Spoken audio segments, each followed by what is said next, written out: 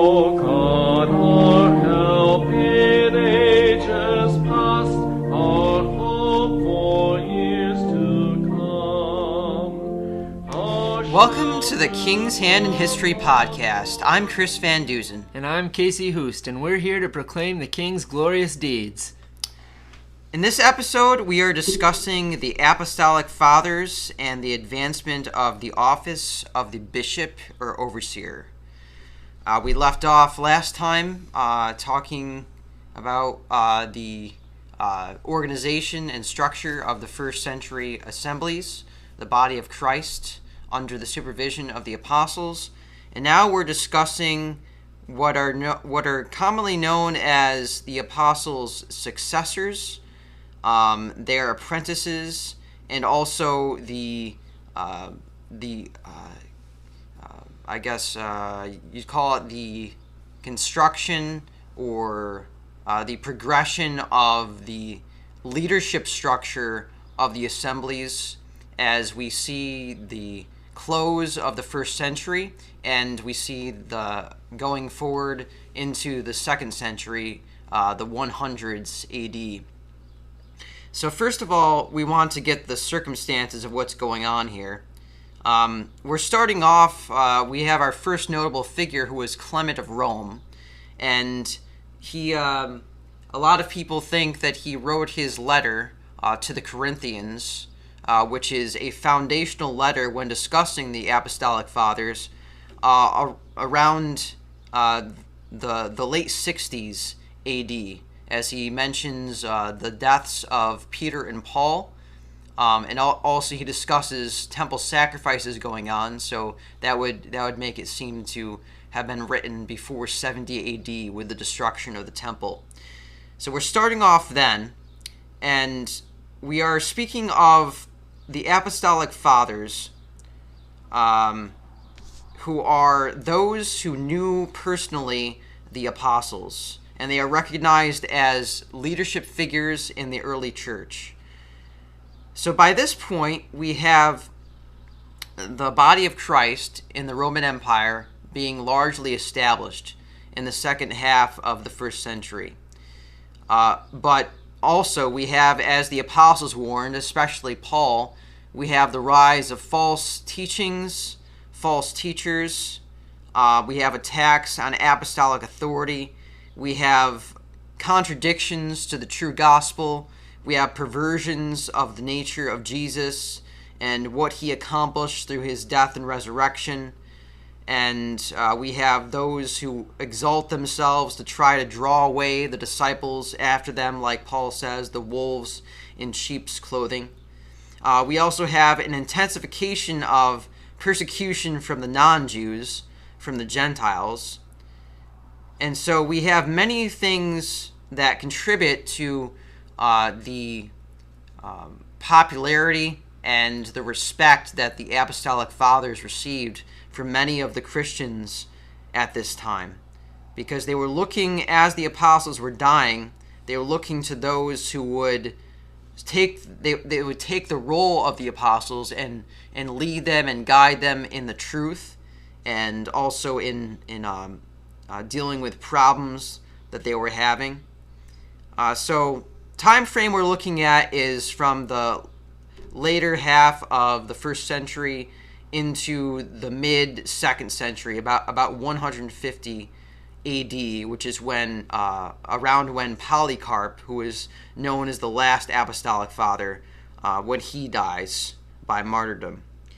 So for our characters, our main figures have, like I said, Clement of Rome, Ignatius of Antioch, Polycarp, who was an apostle of John. Do we have any other apostolic fathers, Casey? So it's actually disputed a little bit on how many there are. Those three are all recognized. You get different, like you have the Papias fragments, you have the letter to Didache, there's the Epistle of Barnabas, which everyone agrees wasn't written by Barnabas. Some people accept these as, even if they don't know who the author was, as being in that time frame, and so sometimes these are used, but the three you said I think are probably the most studied. Okay. So Papias.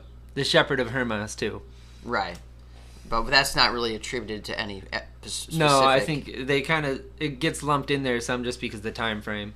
Right. So those are our sources that were some of the more obscure sources we're looking at. Clement of Rome, Ignatius of Antioch, and Polycarp all wrote letters that we're pretty certain that they are genuine from and them. all three of those two can be tied to an apostle. Right. So you have Clement, who is a disciple of Paul. You have Ignatius. Ignatius was supposedly under John. Yeah, a disciple of John, and also Polycarp being a disciple of John. So the last apostle who was alive was the Apostle John. We have Paul and Peter dying in the 60s under the Romans, and then we have John, who tradition tells us, historical research tells us that he lived up until the 90s at some point, and he was overseeing. We know from his letters that he was overseeing assemblies in what is known as modern day Turkey today, in that western portion there. We have the 3 letters of John. We also have Revelation talking about the 7 assemblies in modern day Turkey. So he was clearly the last apostle. But what we see is, although he was overseeing those assemblies, he was not really functioning as much in the role as we see in the beginning of the first century, with the apostles traveling every which way and establishing assemblies. He was more of just making sure that they were on the right track, and he was writing letters dealing with the various heresies, false teachings. And so what happened with him was, Casey, what was his fate, John the Apostle? Yeah, so under Domitian in the 90s, at some point, he was exiled to the island of Patmos.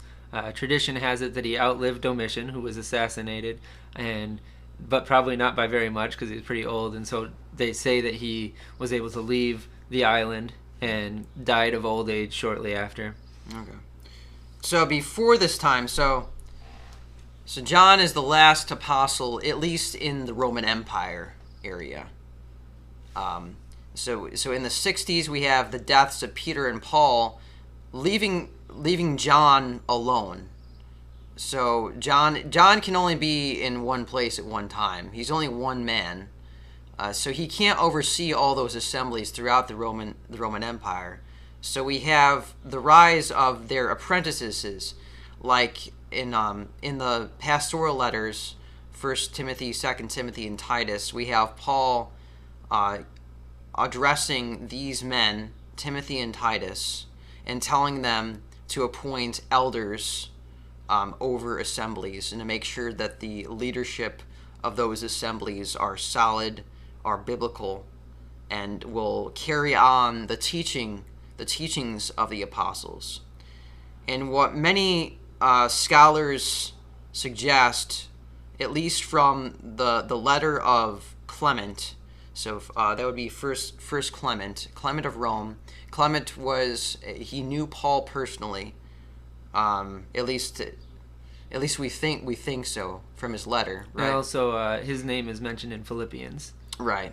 Although to be honest, Clement was a common name at that time. So and to be honest, the name Clement, he doesn't say his name in the letter. It's just tradition says that he's the one that wrote it. Okay. And everybody agrees on that, but he doesn't actually say his name. Right. Okay. Gotcha. But obviously he was some figure that was respected, and he wrote a letter to the Corinthians in 1 Clement, and so we know the Corinthians had problems from 1 and 2 Corinthians in the New Testament, and apparently by this time, immediately after the death of Paul and Peter, they were again having specifically leadership problems, because in 1 Clement, Clement says that the younger people were basically usurping the authority of the elders, of the mature men who he seems to suggest are the leaders. They are the elders of that assembly. And I do want to note, at this point, it's still the elders. There's Right. no mention. It seems like in a letter to this, if there were a bishop of Corinth, that would be something that would be brought up. But there's still no mention of a bishop. Well, he uses bishop and elder interchangeably still, and it's a plurality of leadership that these young men have usurped. So I just wanted to point that out. At this point, that still seems to be the way the church is run. Right. Because where we're heading is by the end of our discussion, we'll see that by the mid 100s, with the death of Polycarp, there was a large practice of this office of bishop.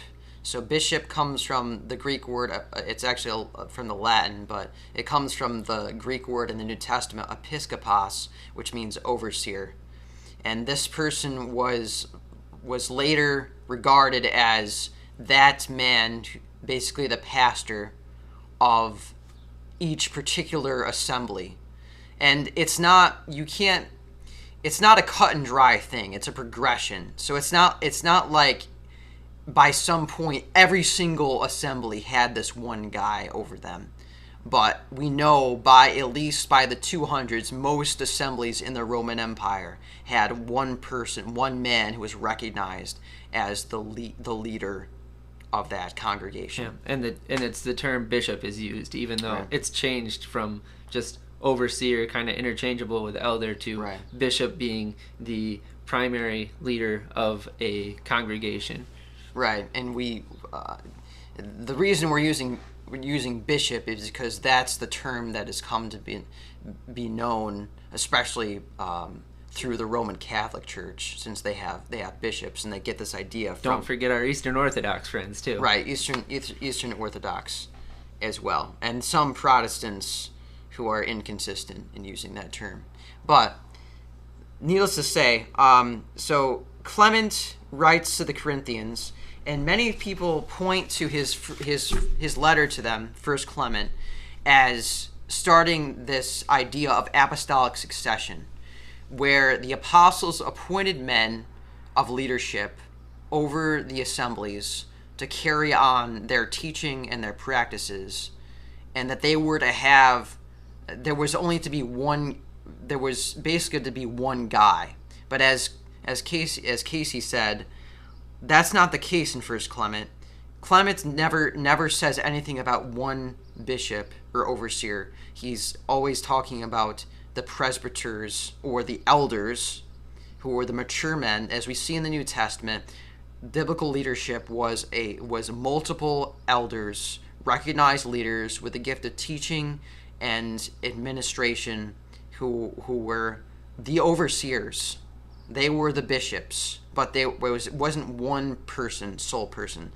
And there is a passage in First Clement that people say Clement is establishing, he is basically instituting this practice of apostolic succession, where one guy would carry on the teaching of the apostles and their practices, and he would have sole authority. He would have he would have the most authority over each congregation. So in chapter 44 of 1 Clement, Clement says, "Our apostles also knew through our Lord Jesus Christ that there would be strife on account of the office of the episcopate," or the oversight, or the bishop. "For this reason, therefore, inasmuch as they had obtained a perfect foreknowledge of this, they appointed those ministers already mentioned, and afterwards gave instructions that when these should fall asleep, other approved men should succeed them in their ministry. We are of opinion, therefore, that those appointed by them, or afterwards by other eminent men, with the consent of the whole church or assembly." So notice that it's to be with the consent of the assembly. It's not like whether you like it or not, we're going to appoint these guys over you. "And who have blamelessly served the flock of Christ in a humble, peaceable, and disinterested spirit, and have for a long time possessed the good opinion of all, cannot be justly dismissed from the ministry." So Clement is defending the overseers or the elders of the Corinthians, and saying that because the apostles appointed elders over the congregations, and that they gave instructions that these men should then appoint others who are qualified to lead the churches.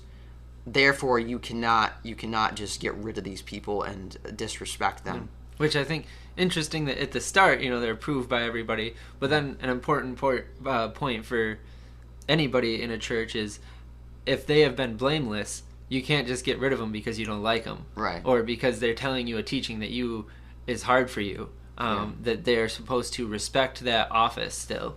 Right. Exactly. And not only the office, but respect them because they're worthy of respect. We see in the New Testament over and over again, it's not just the office. It's not just because you hold this position of authority. It's because you are an example to the flock, like 1 Peter says at the end there. They're to lead by example.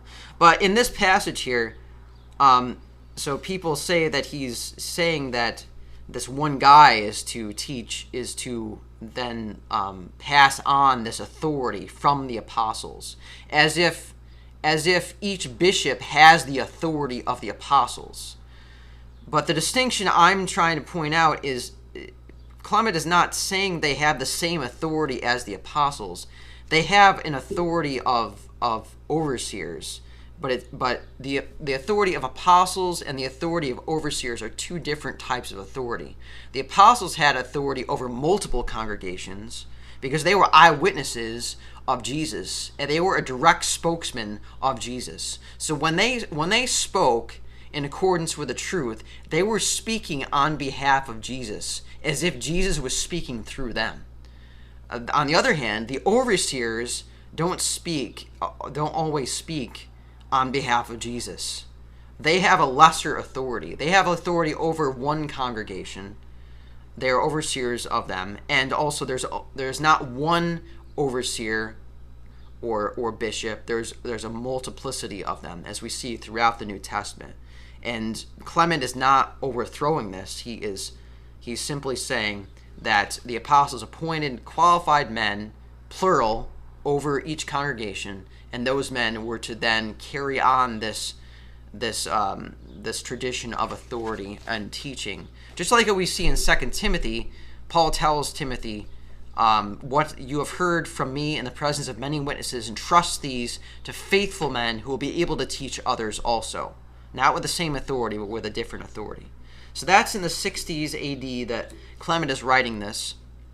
And then our next figure, so we have John. He's still leading assemblies in modern day Turkey, and we see in his letters in 2nd and 3rd John, he doesn't even call himself an apostle in those letters. He calls himself the elder.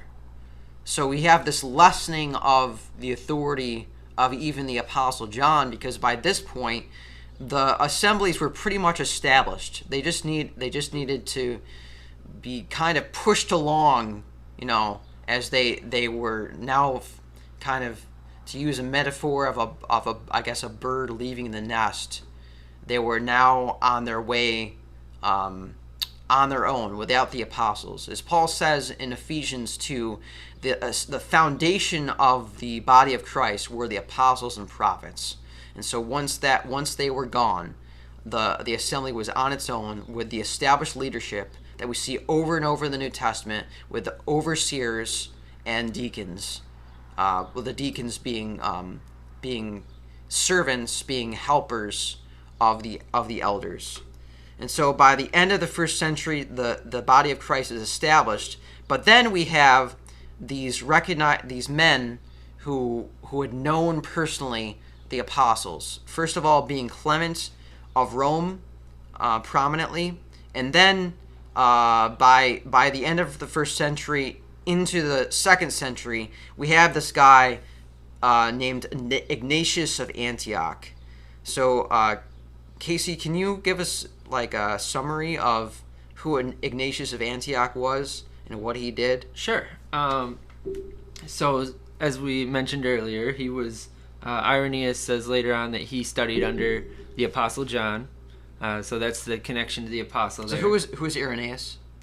He was actually a disciple follower, studied under Polycarp, and then he just became a theologian, wrote a lot, and a lot of his writing is still intact. So just a well-known church father, relatively early. I think he died around 200.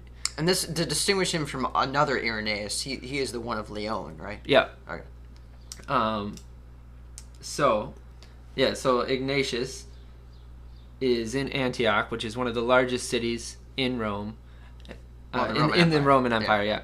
I believe it was the fourth largest, so big place, huge trade center, and they say he's the bishop, and it seems he supports this idea of a singular bishop, and it's at a time where he is eventually caught by the Romans. And the Gentiles are turned in, and he is to be executed, but they don't want to execute him in Antioch. There's speculation on why, whether it was because it'd be too the people would there'd be an outcry, or because they just needed more people to kill in Rome for their games. And so he's sent to Rome, but as he goes, different Christians come and meet him on the way, and he writes these 7 letters, and he writes letters to the Ephesians, the Magnesians, the Trojans, the Romans, the Philadelphians, the Smyrnans, and specifically to Polycarp, who is an individual. And there's 2 letters that are kind of different, and those are to Polycarp and to the Romans. And so he knows that he's going to Rome to be killed, to be fed to the wild beasts. So his letter to the Romans is pretty interesting, because he writes, don't try to get me out of this. There's wealthy people there that would try to bribe people. He says, nope, this is my chance to be consecrated before God. And the wild beast, he's in a sense looking forward to that time where he can be a martyr for the Lord. And so that one is a little bit different. And then to Polycarp is more to a fellow, he would call a fellow bishop, and a bishop in the singular sense. Mm-hmm. But then the rest of them, the other 5 letters, one of the main themes of these letters is don't do anything without the approval of your bishop. Don't get married, don't do baptism, don't do any the Eucharist. And he is calling it the Eucharist, communion, the Eucharist at this point, without the approval of your bishop. And then he also, go ahead. Well, I just wanted to give a short quotation from one of Ignatius' letters to the Smyrnians, so you have an idea of what kind of things he says about the bishop. He says in chapter 9, "He who honors the bishop has been honored by God. He who does anything without the knowledge of the bishop does in reality serve the devil." That's how serious. Yeah, that's some strong language. So actually, when we had talked about it, one of my theory about this, because as I was thinking about it, this is depending on who you ask and when it was written. Eusebius claims that Ignatius was martyred in 108, I think, but some people say it's later than that. Either way, though, you're getting not very far after the death of John, not that long after these other letters. The letter to Revelation, the Gospel of John, couple decades after this, and you have him just pushing this idea of the bishop really, really hard to each, and Chris read you that section to the Smyrnians, but each church is getting a similar letter where it's really pushing this idea of the bishop. And so my theory is that he was instrumental as one of the people that initially moved the church towards having singular bishops. Mm-hmm. And as he's going on his way out, he knows he's about to die, and he sees a lot of the threats coming into the church. His thought is to preserve the church. How we can do that is following this one bishop that's been appointed. And my theory is that he was probably part of the group doing the appointing. Mm-hmm. That if we follow this one guy that we know is solid, then the church will be okay. And so this is kind of like an advertising to be you really need to follow the bishop. This is my plan to have the church succeed into the future. And I think this is backed up a little bit by, so this is early 100s, and I don't think you really see at the other writings of this time this in effect as he would have it, but it does get there. But it takes probably by the end of the 2nd century, so late 100s, I think we see it more like this, where the bishop is the guy in pretty much most of the churches. But like I said, I think here he is trying to push this idea, because that's his plan for the church, and how he sees it able to go forward and fight against the Gnostics and the Docetists and any other heresies that come up. Right. And just as a brief idea of those false teachings, we have Gnosticism, which was the idea that in order to basically know God, you had to come to some special, mysterious knowledge of him through obscure practices. Basically, that you need to get in the know by rituals, special rituals, whatever they did. I don't know exactly what they did. Then you have Docetism or Doceticism, which I don't know which it is. But that was the idea of Jesus' nature, that he was not truly man, right? Yep. Yeah. That he was just some type of spirit, like God in spirit form. And with that, though, that he didn't actually die. Mm-hmm. He wasn't resurrected because he wasn't actually a man. So you can see how that would be problematic to true Christian doctrine, where the death of Christ is very important. Yeah. Yeah, so we have those are the two main false teachings. Obviously, you still have with the Jews people, not just with the Jews, but those who wanted to follow the Old Testament law, Judaizers still doing. Interesting. I did note in the martyrdom of Polycarp, so we're talking mid 100s, about 150, 155, when he was martyred, that it does specifically say, and the Jews were there, like, enforced to help bring about his death, that they wanted that. So another example of how late we're going into the Jews being really opposed to the Christians and seeking their demise. Right. Yeah. I did have a quote here. So this is by Jerome, and he would have lived late 300. This is probably late 300s that he is saying this. So it is a bit afterwards, but what's the document? It's his commentary on Titus. Oh, okay.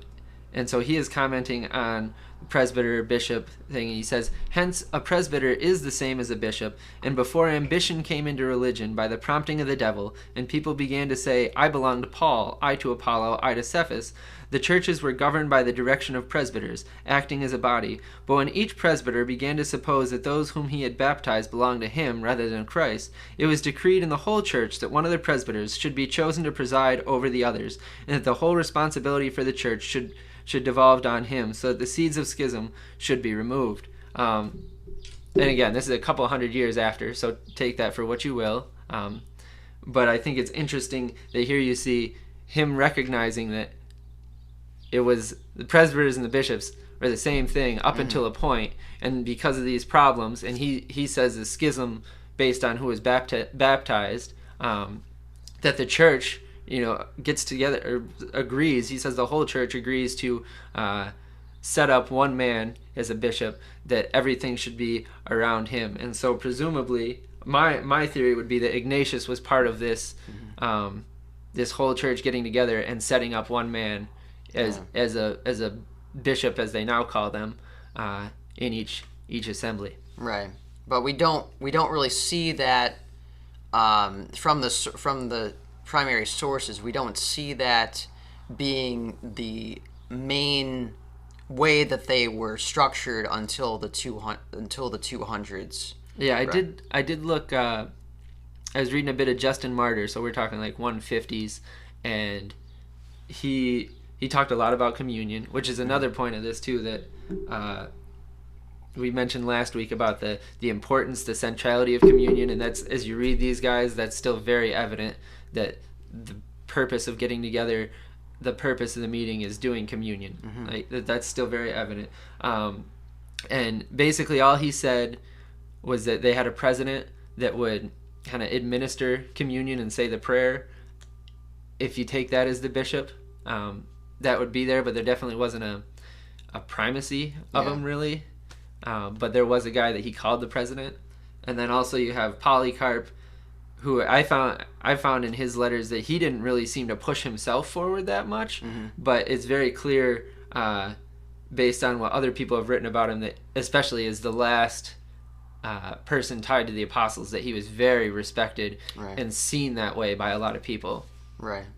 So Polycarp, he was a disciple or a follower of John the Apostle. And do you know, Casey, do you know any specifics about his leadership, his service, like what exactly he did in his life? Or are those details kind of not, we don't really know much about that? So I'm trying to remember. I don't think there's a lot. He did write a letter to the Philippians. I'm trying to remember if there was anything that really stood out.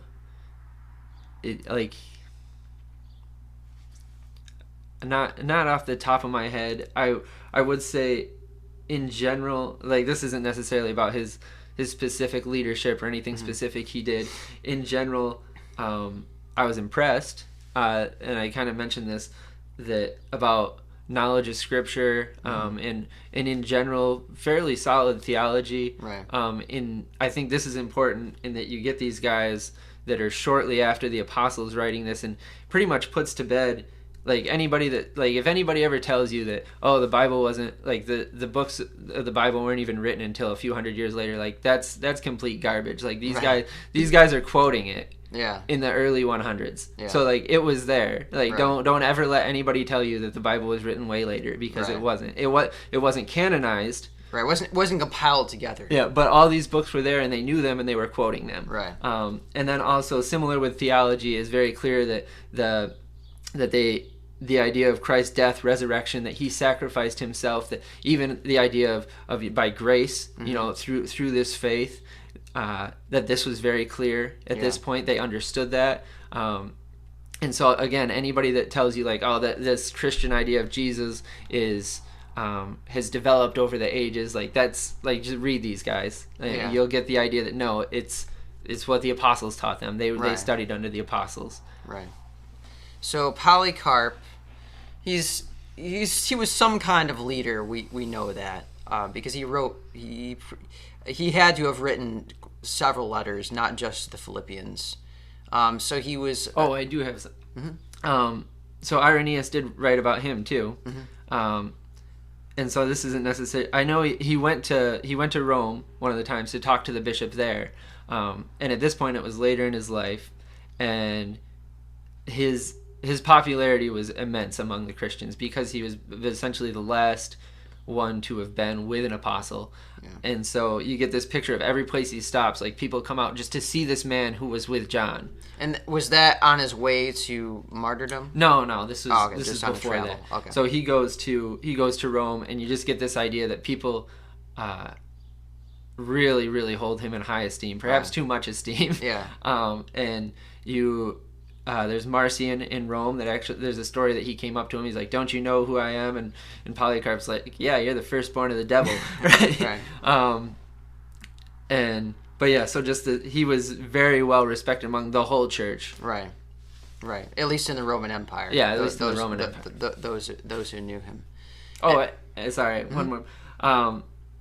And on that, with, like, the church and the Roman Empire, reading these different letters, a point of how connected they were. Yeah. That you see, you know, as Chris was talking about, the letter from Clement was to the Corinthians. Polycarp, we mentioned, wrote to the Philippians. All those churches we listed that Ignatius wrote to, they weren't just isolated in one assembly. They were very aware of what the other assemblies were doing. They knew people in those assemblies. They would have dialogue between each other. As I said, Polycarp went to Rome to talk to the bishop over there. Supposedly there were already starting to be the seeds of schism between the East and the West. Yeah. And so that was to try to keep things together. Yeah, so the interconnectedness, so it's still, and they are linked by these leaders. And the idea the idea of the bishop being over each congregation was that this unity of teachings and beliefs and practices would be continued on if you had one man who had apostolic authority, basically, who had authority that you could trace back to the apostles and to those who had known them.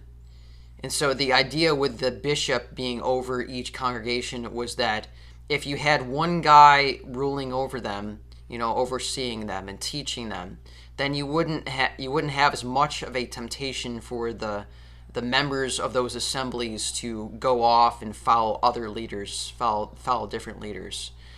But the thing is, if you give all this authority to one man, that can easily go to his head.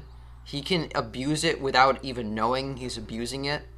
And to be just frank, it is completely against the New Testament teaching on leadership. And thankfully, most of the assemblies, at least in the early 100s, they still had the idea, regardless of Ignatius's pushing of the one bishop, they still had the idea that there were to be multiple leaders over each congregation.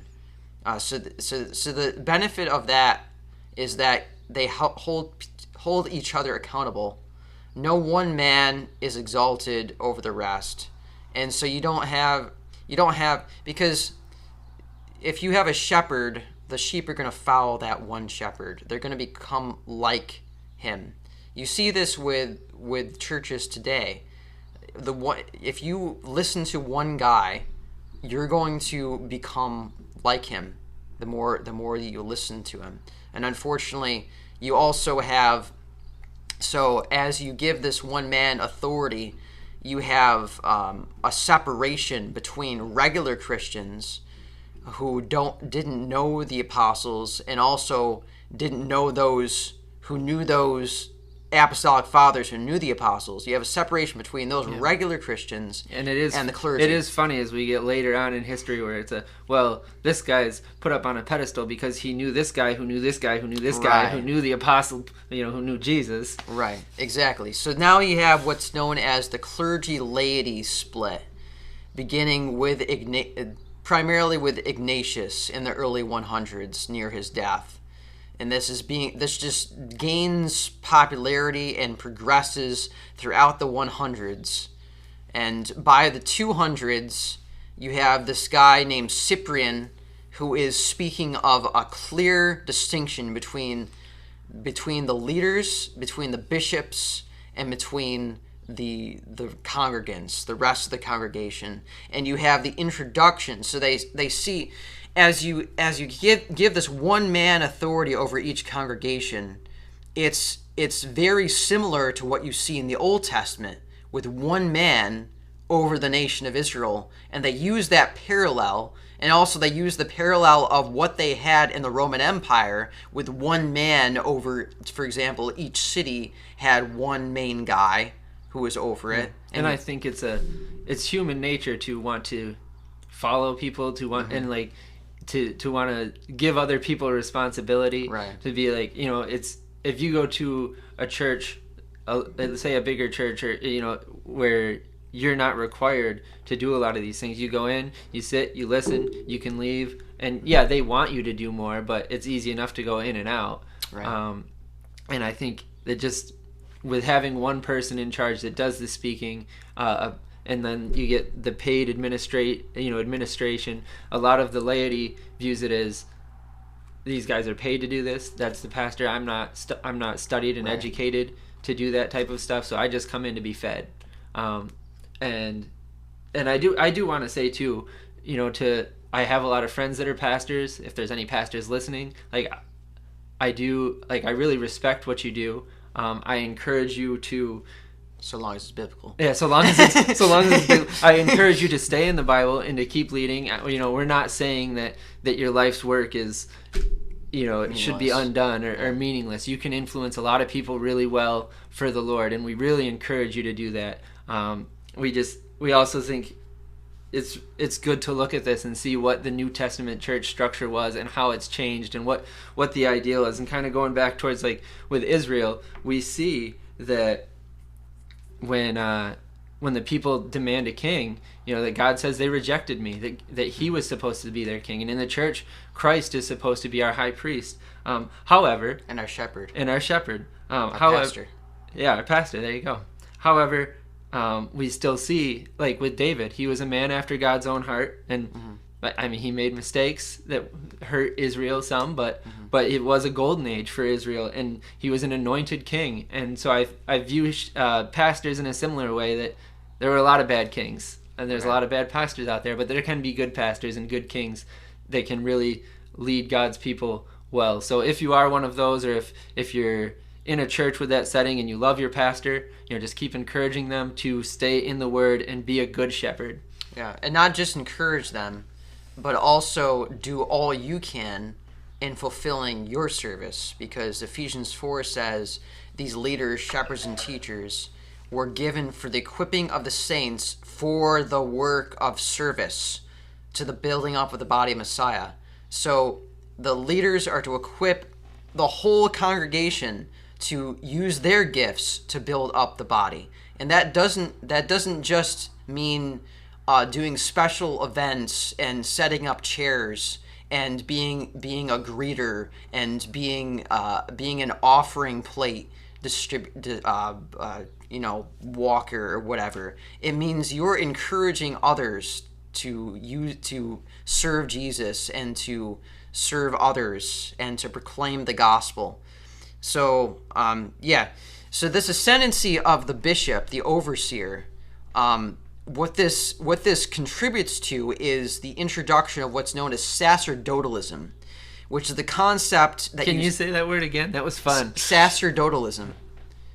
What it means is it's this Old Testament concept that you see in pretty much every religion, or most religions, that most people are unqualified to come to God, at least fully.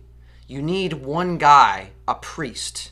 You need a priesthood. You need a priest who will lead you to God. So as you see the rise of the bishops in the second century, the second century, you also see the rise of this concept that the congregation, they come to have less and less importance, less and less role in that their gatherings and their just everyday ministries, where more responsibility is given to the bishop. He becomes the sole speaker. He becomes the sole person who leads the Lord's Supper, and eventually he is seen by the 200s. Especially we see this in the writings of Cyprian, that the bishops have this priestly role, that the rest of the congregation, they might be priests in simply the sense that they have access to God through Jesus, but the high priest of each congregation, which obviously is blasphemous because Jesus is our only high priest, but the high priest is the bishop, and he leads the people into the presence of God, and it's through him that you get to God. So without a bishop, by the 200s, in many congregations in the Roman Empire, at least in the West, you have the bishop being known as the priest. And so you have this clergy-laity distinction. And on the note of the word laity, that is also a completely unbiblical... There in the Bible, in the New Testament, there's no clergy-laity distinction whatsoever. In fact, there is... I don't know what... I think laity simply means portion or something. I'm not sure. Something like that. But there's no distinction in the New Testament. The people of God all are priests of God. And I do want to say, because I think you said it pretty clearly, I just want to emphasize this idea that, yes, like, we are unable to come to God on our own, but that's exactly what Jesus is for. He is the high priest. His sacrifice tore the veil so that we now can enter the presence of God.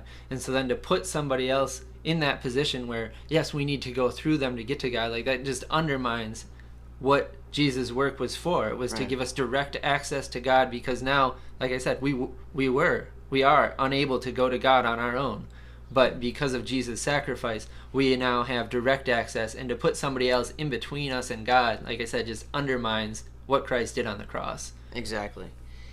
And so just to go on with that, the rise of the bishop basically is the linchpin. It's like the beginning of this domino effect, where Christianity now is becoming ritualized, formalistic, hierarchical, and legalistic, because you have the distinction between a special class of men who are close to God, the bishops, and then the laity, the congregations, which are just the common people. They can know God, but in order to fully know God, they need to follow the bishop. They need to listen to his teaching. They need to take communion from him. You have this introduction of Jewish and pagan religious practices, whereas in the first century the assembly is like a family, which with each one member being essential to the whole building up of the body. By this point in the late 100s, and certainly by the 200s in the Roman Empire, you have this basically Christianity is now it's kind of a conglomeration of Jewish and pagan practices, where you have the clergy laity distinction. You have the Lord's Supper becoming increasingly like the sacrifice that is made by the priest who leads the people into the presence of God through this service, this formal religious service. Yeah, I'm glad you said formal there, because this structure and putting that person there that does a lot of the work just invites formalism. This idea that you just, for the laity, that you just come in, you do what the bishop tells you, you take the sacrament, and you're good to go. He said You're good to go, so you're good. It just takes away a lot of the relationship, a lot of the work. I mean, you see, Christ tells us each to take up our cross. Right. That it's hard work to be a Christian. Right. And to just dull that down to just follow the bishop, do what he says, and you go. It just becomes so easy, just like the Jews did, just like a lot of pagans did. It's a ritual. Right. You go in, you do it, and that makes you good with God. Like that's what happens in people's mind, and it's been a constant danger through history for every religion, and especially for Christians. Obviously, we're focusing on to just dull it down to some formula that you have to do instead of seeking after the Lord with your whole heart. Right. So one man helps you do the formula, and then you're good to go if you do that every Sunday. Yeah, and we're not saying that. Obviously, many churches don't teach this. They don't try to teach this, but it does make it a lot easier for this to happen. Of course, but many churches teach this unknowingly, but through their practice, whether they believe it or not. They are teaching a religion where you come and receive on every Sunday. You don't do hardly any work. You might sing, but one man or a couple or a few men, they lead. They do everything. They speak on behalf of God. They lead you into the presence of God. You're there as an observer. Whereas in the New Testament we see each member has an essential part, has gifts to be used. It is a body. Each member is to work together to build up the body, and we are a family. And you also see with the Eucharist becoming this religious ceremony, rather than a meal as it was in the first century. You see that contributing also to this formalism, to this ritualism, which has a huge part to do. It has some great influence from the rise of the bishop. So the rise of the bishop, although the Apostolic Fathers were great, they were godly men. We should learn from them if you read their writings, but they pushed the body of Christ into a place where it should not have gone. And also another thing that contributed to this was the fact that Christianity became more nominal. It was more accepted, and people could claim to be Christians without actually knowing the Lord on a personal basis. But with that, I think we'll start wrapping up. Casey, do you have any final thoughts or comments? I do. A quote here from Ignatius: "Stand fast as the anvil when it is smitten." I just like that, as obviously he was going to his martyrdom, that idea of standing fast, and I think that kind of shows a little picture. I think we're planning on going a little bit more towards martyrdom and persecution in the early church in the coming weeks. All right, sounds good, Casey.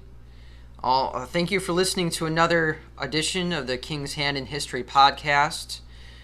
We hope you've learned a lot, and we hope you'll continue to listen, as next time we are planning on, Lord willing, focusing on the persecution of the early Christians and the martyrdom. So until next time, God bless.